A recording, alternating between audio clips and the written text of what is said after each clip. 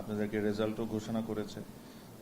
আমি লাস্ট টাইমও একটা জিনিস বলেছি, আবারও একই কথাই বলছি যে যারাই নির্বাচিত হয়েছেন, অনেকের সাথে আমারও আজকে প্রথমবারের মতো পরিচয়, বাট আমি যেটা আমাদের মিটিং ছিল ওখানেও আমি একটা জিনিস একদম স্পষ্ট করেছি যে আপনাদের ব্যক্তিগত আইডেন্টিটি যাই থাকুক না কেন, আমাদের দায়িত্ব একটাই, আর ওই দায়িত্বর কারণে আমরা এখানে আজকে বসা।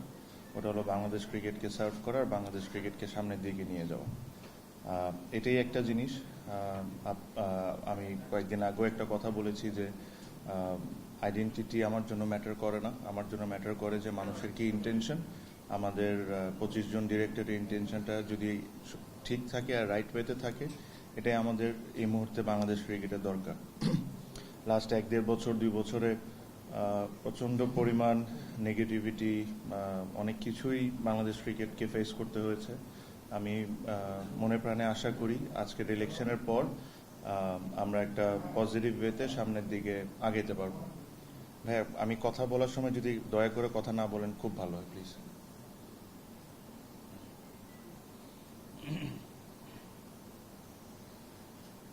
ফোনটা রেখে দেন ভাইয়া, একটা প্রেস কনফারেন্স চলছে। Thank you. সো এগেইন আমি এটাই আশা করি যে আমাদেরকে যে দায়িত্ব এখানে বসানো হয়েছে, যে কাউন্সিলরগুলো ছিল ওনারা যে বিশ্বাস করে আমাদেরকে এখানে বসাইছেন, আমরা ওই আমাদের ডিউটিসগুলো ফুলফিল করি। ডিউটিসটা আমি খুব ভালো করে জানি যে খুব সহজ না, সামনে অনেক কঠিন পথ আসবে। আমরা ভুল করব, ভুল থেকে শিখব, রাইট কাজ করব, এটাই আমাদের করা উচিত, আর আমরা তাই করব। বাট ক্রিকেটের উপরে কোনো ধরনের কোনো স্যাক্রিফাইস করা হবে না। প্লেয়ারদেরকে যতটুকু রেসপেক্ট করার দরকার, not only the current cricketers, all the ex cricketers, every stakeholder in Bangladesh cricket will be respected, যেটা লাস্ট হয়তো বা 1-1.5 বছরে এখানে একটু ঘাটতি ছিল। এই জিনিসগুলো আমাদের ঠিক করতে হবে। আমি আপনাদেরকেও একটা জিনিস রিকোয়েস্ট করব, অনেক ধরনের আলোচনা হয়েছে, অনেক ধরনের কথা বলা হয়, সব কিছু হয়। আপনারা অবশ্যই ক্রিটিসাইজ করবেন আমরা যদি কোনো খারাপ কাজ করি বা আমাদের যদি কোনো ভুল হয়, ওটা নিয়ে আপনারা অবশ্যই আলোচনা করবেন, এটা আপনাদের অধিকার, আপনারা অবশ্যই করবেন। বাট আমাদের সবার একটা জিনিস মাথায় রাখতে হবে, যেটা হলো বাংলাদেশ ক্রিকেটের যে রেপুটেশন ড্যামেজটা হয়েছে ওয়ার্ল্ড ওয়াইড, এই জিনিসটা কিন্তু আমি একা ঠিক করতে পারবো না। এখানে আপনাদের প্রত্যেকজনের আমার সাপোর্ট দরকার হবে। আর প্রত্যেকজন, আই এম শিওর যেখানে এই রুমের মধ্যে এমন কেউ নাই যে চায় না যে বাংলাদেশ ক্রিকেটকে ওয়ার্ল্ড ওয়াইড পজিটিভলি দেখুক। আই এম শিওর প্রত্যেকজন জার্নালিস্ট, প্রত্যেকজন যারা বিসিবিতে কাজ করেন, ডিরেক্টরস, প্লেয়ার্স, এভরিওয়ান। বাট আমি আশা করি আপনারা এটা বুঝেন যে লাস্ট 1-1.5 বছরে যা হয়েছে ওটা ঠিক ছিল না বাংলাদেশ ক্রিকেটে। আমি এখানে কাউকে দোষারোপ করবো না, কারোর দিকে আঙ্গুল দিব না, বাট যেটা হয়েছে ওটা অ্যাডমিট আমাদের করতে হবে। আর আমাদের যদি এই জায়গা থেকে বের হয়ে আসতে হয়, এটা আমার পক্ষে একা করা সম্ভব না, এটা আপনাদের সবার সাপোর্টটা আমার দরকার হবে। আমরা একসাথে মিলে এই যে বাংলাদেশ ক্রিকেটের যে ড্যামেজ, রেপুটেশন ড্যামেজটা হয়েছে, এই জিনিসটা আমাদের ঠিকঠাক করতে হবে। তার মানে এটা না যে যদি কোনো ভুল হয় আমাদের, যে ওটা নিয়ে আপনারা আলোচনা করবেন না, আপনারা অবশ্যই আলোচনা করবেন, আপনারা অবশ্যই ক্রিটিসাইজ করবেন, এটা আপনাদের রাইট। আর হয়তো বা আপনাদের এই ক্রিটিসিজমের দেখে, যেটা সঠিক ক্রিটিসিজম, ওটা দেখে হয়তো বা আমরা ওই জায়গায় কাজ করে জিনিসটাকে ভালো করতে পারবো। সো এটাই আমার বলার। আই এম শিওর 4 বছরের জন্য আমি অনেকবারই আপনাদের সাথে কথা বলবো, অনেকবারই অনেক ইস্যুতে আসবে। আমার প্ল্যানস কি কি আমি টাইম টু টাইম আপনাদেরকে জানাতে থাকবো।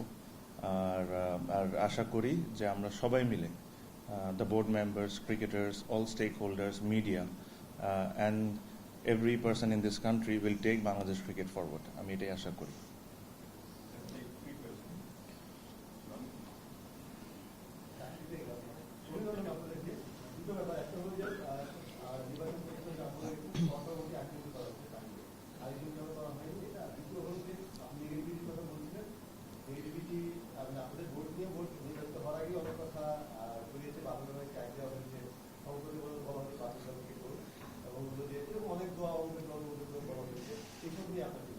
আচ্ছা, প্রথমে আমি একটু ভাইস প্রেসিডেন্ট নিয়ে জিনিসটা একটু ক্লিয়ার করি। জিনিসটা অ্যাকচুয়ালি আমি প্রস্তাব দিয়েছিলাম বোর্ডে। আমি একটা জিনিস আমার যে বোর্ড মেম্বাররা ছিলেন তো ওনাদের কাছে একটা জিনিস বলেছিলাম যে দেখেন, আমাদের গঠনতন্ত্রতে 2জন ভাইস প্রেসিডেন্ট দিতে পারি আমরা, বাট এটাতে পাস্টের যে এক্সপিরিয়েন্স, এটাতে অনেকের নিজেদের মধ্যে একটা ইগো চলে আসে বা একটা ফাইট চলে আসে। অনেকে হতে চায় যদি ইলেকশন হয়,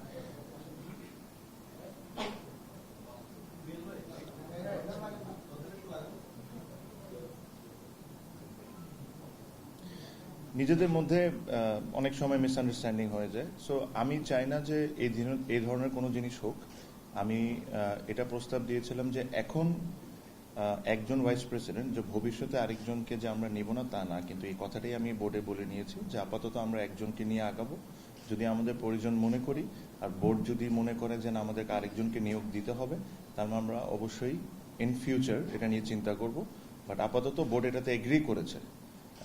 তো যেহেতু ওনারা এগ্রি করেছেন, আমরা আর এখানে ফাহিম সিনহাকে সবাই একসাথে মিলে আমরা এটা এগ্রি করেছি। সো এই কারণে ফাহিম সিনহা। সেকেন্ডলি ভাই আমি একটু কথাটা শেষ করি, পরে এরকম করিনি। সো সেকেন্ড যে কোয়েশ্চেনের কথাটা আপনি বলেছেন, অবশ্যই যে অনেকে অনেক ধরনের ট্যাগ দিচ্ছে, এটা অবশ্যই তাদের ব্যক্তিগত অপিনিয়ন। দেখি বাপের দোয়ার থেকে ক্রিকেটের দোয়া করতে পারি কি পারি না ভবিষ্যতে।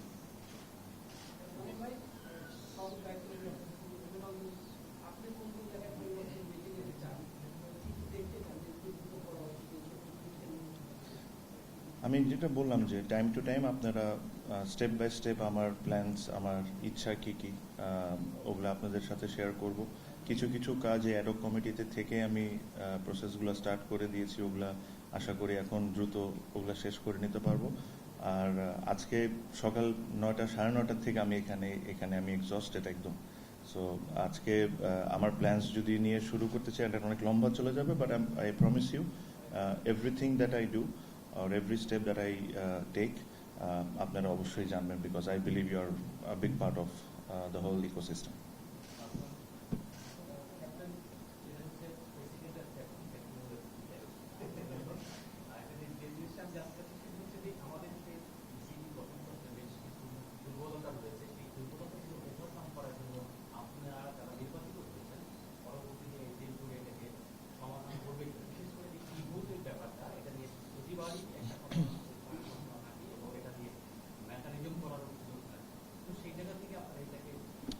দেখেন, গঠনতন্ত্র অবশ্যই এটা নিয়ে অনেক বিতর্কিত, অনেক কিছু হয় বা অনেক কোয়েশ্চেন্স আছে।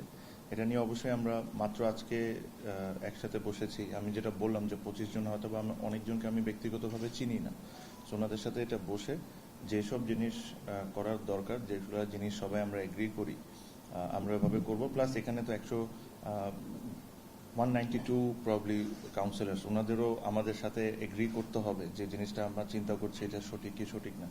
যদি এরকম কোনো সিচুয়েশন আসে, আমরা অবশ্যই এটা নিয়ে কিছু একটা কাজ করতে চাবো। আর ই ভোটিং এর বিষয়ে যেটা আসছে, ই ভোটিং নিয়ে আমিও বছর খানিক আগে বা 1.5 বছর আগে আমিও অনেক কিছু বলেছি। বাট আপনারা যদি আমার স্টেটমেন্টগুলো একটু মনে করে দেখেন, আমার মেইন কমপ্লেইন্সটা ছিল একসাথে বসে 30-40 জন মিলে ই ভোট করা। That was my main concern. E voting যদি আপনার ই ভোট আপনি নিজের বাসার থেকে বসে করেন, দ্যাট ইজ ফাইন, হ্যাঁ। বাট আপনারা যদি একসাথে 20-30 জন বসে একটা লিস্ট মাধ্যমে যদি এটা করেন, it is somehow it's unfair. But e voting গঠনতন্ত্রতে আছে, ইট ডিপেন্ডস অন ইন্ডিভিজুয়ালস যে how you are going to use ইট।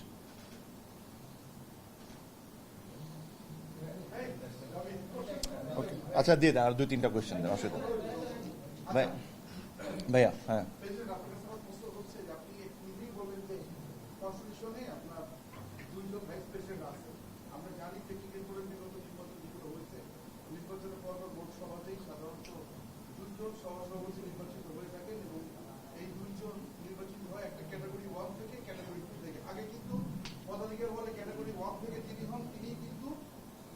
সহসভাপতি হন, ক্যাটাগরি 2 থেকে তিনি হন, তিনি 3 নম্বর সহসভাপতি হন। আপনি এখানে ক্যাটাগরি 2 থেকে করলেন, আপনি 2 যিনি হচ্ছে লেস ইম্পর্টেন্স পাবে ওনাকে করা হলো, কিন্তু এক ক্যাটাগরি 1 থেকে করা হলো। এই একটু ব্যাখ্যার দরকার। শামীম ভাই, আমি যেটা বললাম, যেটা আসলে আপনি কি চিন্তা করেন বা আমি কি চিন্তা করি এটা ম্যাটার করে না। বোর্ড মনে করেছে যে এখন আপাতত একজন থাকতে হবে, আর বোর্ডের প্রত্যেকটা মানুষ এটার জন্য হাত তুলে জিনিসটাকে সমর্থন দিয়েছে। So it really doesn't matter what I think or what you think. board has decided that this is way we are going to forward and we'll go forward that way. Again, আমি আপনাকে আবারও বললাম, এটার মানে না যে আমরা ভবিষ্যতে আরেকজন নিব না। ওটা ক্যাটাগরি 2 থেকে হতে পারে, ক্যাটাগরি 3 থেকে হতে পারে, যে কোনো ক্যাটাগরি থেকে হতে পারে। যদি ওটা প্রয়োজন হয় তাহলে আমরা অবশ্যই নিব।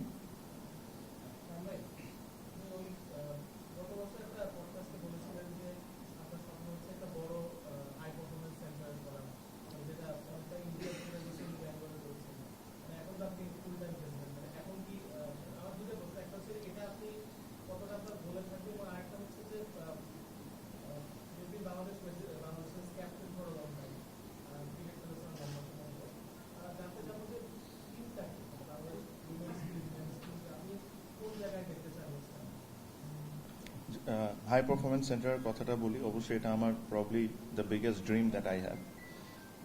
এটা নিয়ে ছোট যদি আপডেট দিই, বেশ কয়েক বছর আগে পপুলাস নামের একটা কোম্পানি এটাকে ডিজাইন করা হয়েছিল, স্টেডিয়াম সহ হাই পারফরমেন্স সেন্টার। আমি যখন দায়িত্ব পাই তখন আমি এই ডিজাইনটা দেখি, ডিজাইনটা আমার কাছে খুব বেশি পছন্দ হয়নি। দো আমরা একটা বড় অ্যামাউন্ট অফ মানি তাদেরকে পে করেছি, আরও কিছু পেমেন্ট পেন্ডিংও আছে। তো তাদের সাথে আমি, ফাইম ভাই ছিলেন, সিইও ছিলেন, তাদের সাথে আমি একটা জুম মিটিংয়ে অলরেডি বসেছি। আমি বসে বলেছি যে ওনাদেরকে ইনভাইট করেছি, ওনারা যদি বাংলাদেশে আসেন, এসে আমরা এটাকে যদি একটু রিডিজাইন করা যায়, because the way I think, the way the dreams that I have, it probably doesn't fit in যেটা আমি দেখেছি। সো দ্রুত এই ডিজাইন নিয়ে আমরা কাজ করে আমরা আশা করি যে পূর্বাচলে এই জিনিসটা আমরা স্টার্ট করে দিতে পারবো। দ্য হোল প্রজেক্ট, আপনি যদি পুরো প্রজেক্টটার বিষয়ে চিন্তা করেন, it requires a lot of money. ওটার জন্য আমাদের অবশ্যই গভর্নমেন্টের একটা বড় সাপোর্ট দরকার হবে। সো ওই আলোচনাও আমরা বলতে পারেন যে ইনিশিয়াল আলোচনা আমরা স্টার্ট করেছি। এটা অ্যাডহক কমিটি থাকার সময় আমরা ইনিশিয়াল স্টার্ট করেছি। ইভেন ফাইন্যান্স মিনিস্টারের সাথে আমার যখন দেখা হয়, আমি এই কথাটা বলেছেন, he was very positive and he said যে কি করা লাগবে না করা লাগবে ডিটেলস উনি জানতে চেয়েছেন। তো আমরা এখন ফর্মালি ওনার কাছে অ্যাপ্লাই করব। প্লাস এখানে আপনি জানেন যে এখানে এনএসসি জড়িত আছেন, সো এনএসসির মাধ্যমেই আমরা এই জিনিসগুলা করব। সো এগেইন আমার ওটা অনেক বড় স্বপ্ন। আমি আশা করি আমি এই স্বপ্নটা যেরকম পূরণ করতে পারি, আর এটার জন্য যা যা করার দরকার হবে আমি তা করব। বাট এগেন এটার জন্য আমাদেরকে গভর্নমেন্টের একটা অনেক বড় সাপোর্ট লাগবে। হ্যাঁ, ইনিশিয়ালি হয়তো বা বিসিবি ফান্ডিং করে আমরা স্টার্ট করতে পারি, বাট এটাকে যদি পুরোপুরিভাবে শেষ করতে হয় আমাদের গভর্নমেন্টের অনেক বড় সাপোর্ট দরকার হবে।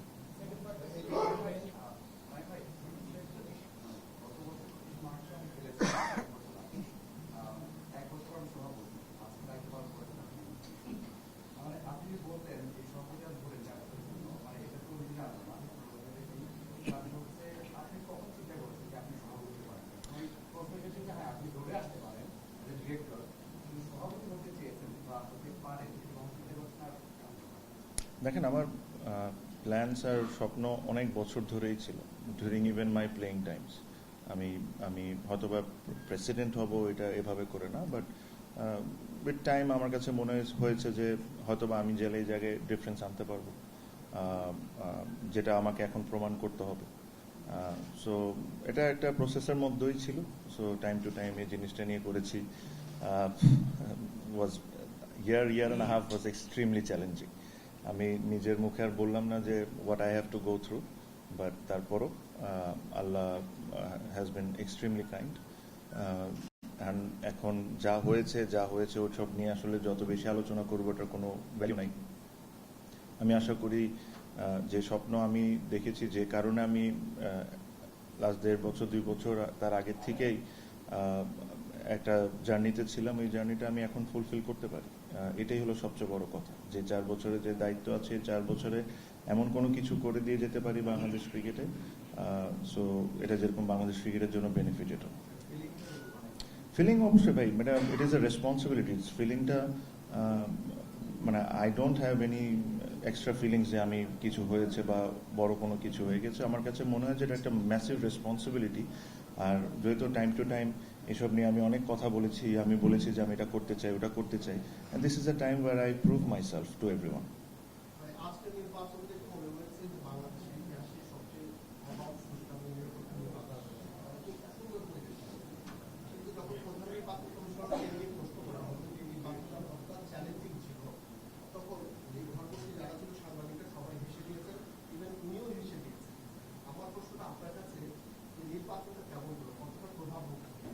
দেখেন, আমি যে ক্যাটাগরি থেকে নির্বাচন করেছি, আমি ওই ক্যাটাগরিতে আমার কাছে মনে হয় যে প্রচন্ড পরিমাণ কন্টেস্ট হয়েছে। আপনি দেখেন যে একজন এক ভোটের কারণে ডিরেক্টর হতে পারেনি। আমরা এটা বুঝতেছিলাম। আমি আবারও একটা জিনিস বলি, আজকে বলতে পারি, আমাকে বিভিন্ন জন বিভিন্ন সময় বলেছে যে আমরা প্যানেল ডিক্লেয়ার করি, আমরা কেন না একটা প্যানেল ডিক্লেয়ার করি। আমি যদি প্যানেলটা ডিক্লেয়ার করে দিতাম হয়তো এটা একদম অ্যাবসলিউটলি ওয়ান সাইডেড হয়ে যেত, হয়তোবা এগেইন। বাট আমি এই কারণেই কোনো সময় প্যানেল ডিক্লেয়ার করতে চাই নাই, বিকজ এখানে 16 জন ক্যান্ডিডেট ছিল and I wanted to give every one a fair chance. এই কারণেই আমরা ওই অনুষ্ঠানটাও একসাথে করেছি। ওনারাও কিন্তু ওই জিনিসটা বিশ্বাস করেন যে everybody got a fair chance, and that is one of the biggest reason we didn't announce the panel. আপনি যদি বিগত মোটামুটি অনেক ইলেকশনে দেখবেন প্যানেল অনেক সময় হয়েছে, অনেক সময় হয়নি। বাট আমার প্যানেল না দেওয়া বা আমরা প্যানেল না করার সবচেয়ে বড় রিজন ছিল যে আমরা এই 16 জন মানুষকে এনাফ অপরচুনিটি দিই যে ওনারা করতে পারেন। এগেন, জেলা বিভাগ, আমি আমি হয়তো বা এটা কমিটি ওই সময় প্রেসিডেন্ট ছিলাম, but I do not control those things. আমি এটা কন্ট্রোল করে ডিসিস, ওনারা কাকে কাউন্সিলরশিপ দিবেন না। আর এই ফুল ইলেকশন প্রসেসটা ওয়াজ কন্ডাক্টেড বাই ইসি। আমি এতটুকু আপনাকে বলতে পারি, আমার তরফ থেকে আমার যতটুকু ফেয়ার থাকার দরকার ছিল আমি চেষ্টা করেছি পুরোপুরিভাবে জিনিসটা করার। আর ইলেকশনটা ওয়াজ আমার কাছে মনে হয় ভেরি নাইস অ্যান্ড স্মুথলি যা হয়েছে। একটা ইলেকশন টাইপ ভাইব ছিল। আমি শিওর হয়তোবা আপনারা আজকে অন্য জায়গা থেকে লাইভে দেখেছেন, বাট যদি আপনারা ওই জায়গায় থাকতেন আপনারা বুঝতেন যে এখানে একটা টেন্স অবস্থা ছিল যে কে জিতবে কে হারবে, সবাই টেন্সের অবস্থায় ছিল যে কেউ যদি এক ভোটেও পাশ করে আর মানে ইলেকশনটা কেমন হয়েছে সেটা তো আমার বলার দরকার নেই। আবার রিকাউন্টিংও হয়েছে, বিকজ এক ভোটে পাশ করার পর আমি শিওর যে এক ভোটে হেরেছে তার অধিকার আছে যে সে রিকাউন্টিং ক্লেম করার। আমি যতটুকু দেখেছি ওই সময় আমি ওই জায়গায় ছিলাম, তো তখন ইসিকে রিকোয়েস্ট করা হয়েছে, ওই ক্যান্ডিডেট রিকোয়েস্ট করেছেন, তারপর এটা রিকাউন্টিং হয়ে দুইজন ক্যান্ডিডেটই, যে 41টা ভোট পেয়েছেন আর যে 40টা ভোট পেয়েছেন, দুইজনই ওনারা উপস্থিত ছিলেন। ওনাদের সামনে আবার যখন রিকাউন্টিং হয় and then the result was announced.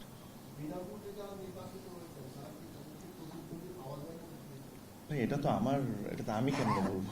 এটা ইজ নট মাই রেসপন্সিবিলিটি।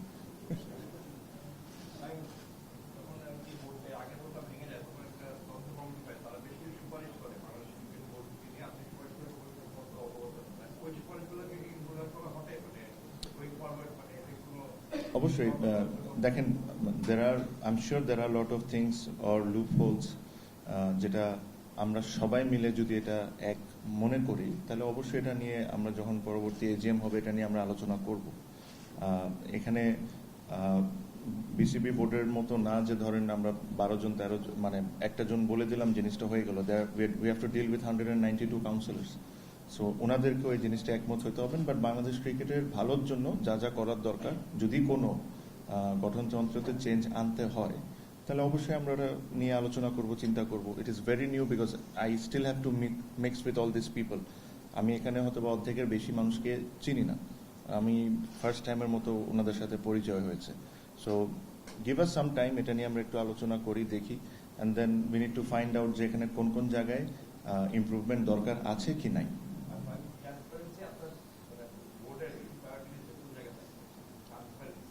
মানে এটা আশা করি যে যতটুকু বেশি আমরা ট্রান্সপারেন্ট থাকতে পারি, বিকজ আই এম শিওর আমি এমন কোনো কাজ বা আমার বোর্ড মেম্বার এমন কোনো কাজ করুক যেটার জন্য আমরা বিতর্কিত হই, এটা আমি অবশ্যই চাবো না। আমার তরফ থেকে না, আমার পুরো বোর্ডের তরফ থেকে আমরা এতটুকু বলতে পারি যে আমরা সবাই চেষ্টা করব উইথ ফুল অনেস্টি, আমরা যা যা করার দরকার আমরা তা করব। এর মধ্যেও আমি কিছুক্ষণ আগেও বলেছি, I am sure we will do mistakes and we are human, we are bound to do mistakes. But ওই মিস্টেক্সটাকে কত তাড়াতাড়ি আমরা ঠিক করতে পারি, that will be something that I look forward to.